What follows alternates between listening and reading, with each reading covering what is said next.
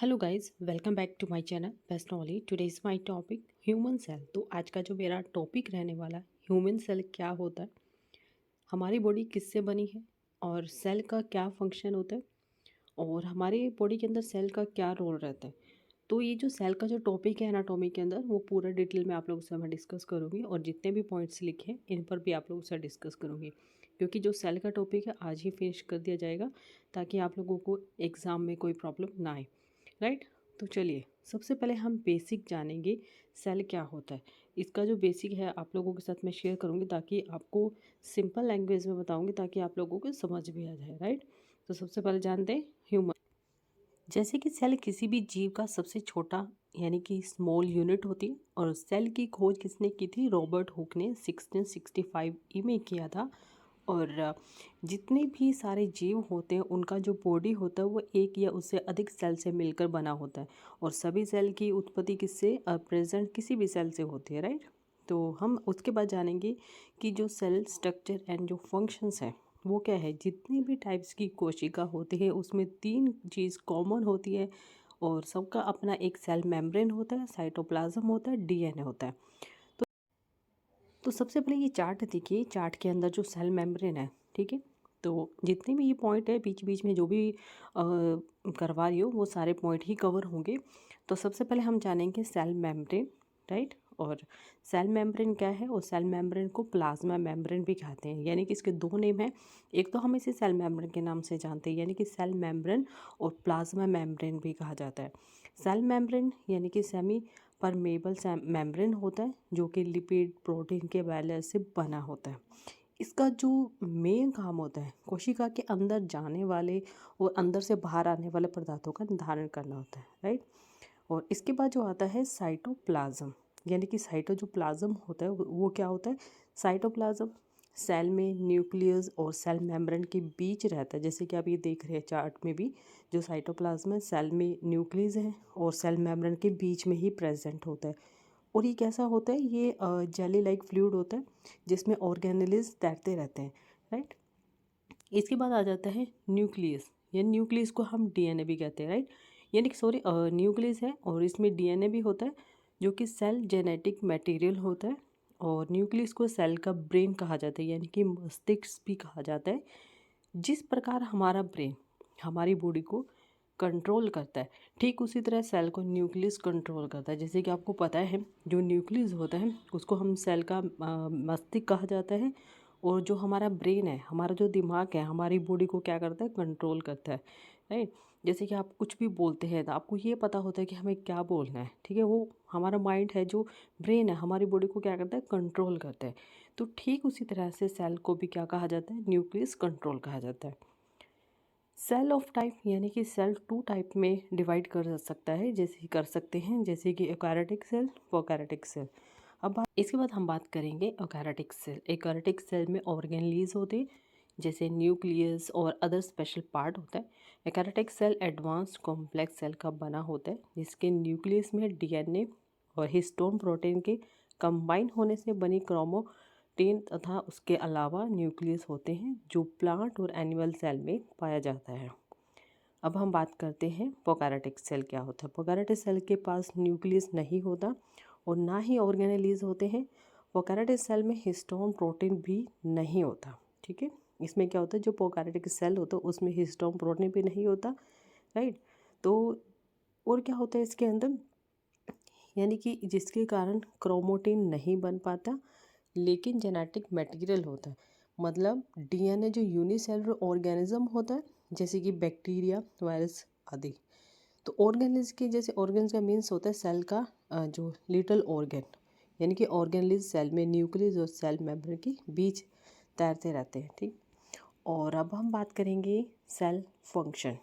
Cell function में क्या क्या आ जाता है, जैसे कि क्या क्या सेल फंक्शन करते हैं। एंडोप्लाज्मिक रेटिकुलम, गोल्जी एपार्ट्स और लाइजोसोम, माइटोकॉन्ड्रिया एंड इसके बाद हम बात करते हैं न्यूक्लियस ऑफ सेल। जो न्यूक्लियस है इसका क्या फंक्शन रहते हैं। न्यूक्लियस को सबसे पहले रॉबर्ट ब्राउन ने 1831 में इसकी खोज की थी।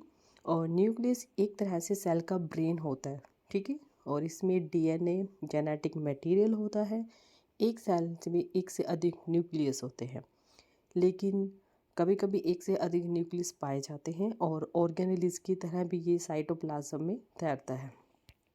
इसकी वजह से न्यूक्लियस ऑफ सेल है, ठीक है। इसमें क्या होता है, न्यूक्लियोप्लाज्म जो कि थ्रेड लाइक स्ट्रक्चर होता है, और ये जैसे एक मकड़ी का जो जाल है तो उस टाइप से आपको देखने को मिलेगा, और ये क्रोमोमैटिन इसे कहते हैं।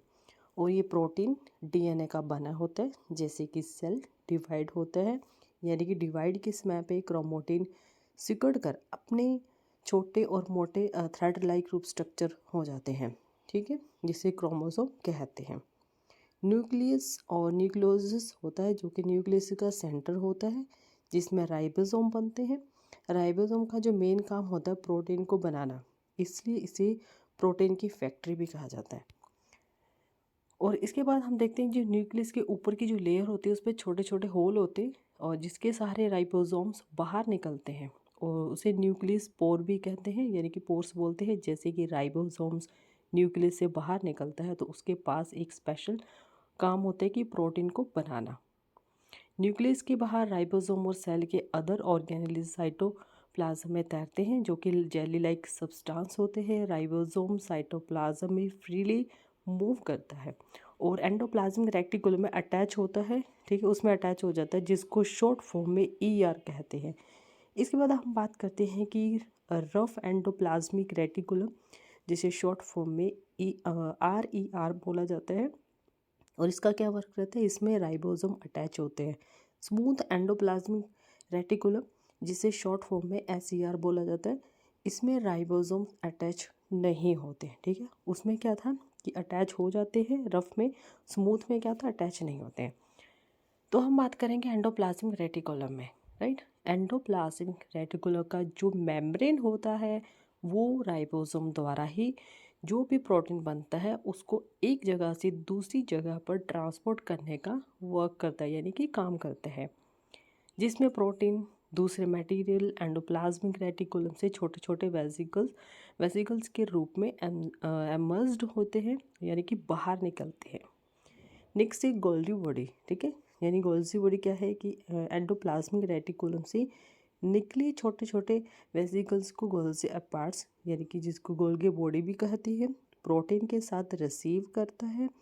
जैसे ही गोल्गी बॉडी प्रोटीन को रिसीव करता है ये कस्टमाइज फॉर्म में हो जाता है, जिसे सेल यूज़ करते हैं। गोल्गी बॉडी ऐसा इसलिए कर पाता है क्योंकि प्रोटीन यूज़ करने लायक शेप में कन्वर्ट हो जाता है, और साथ ही साथ दूसरे मटेरियल जैसे कि लिपिड और कार्बोहाइड्रेट को प्रोटीन में ऐड करता है।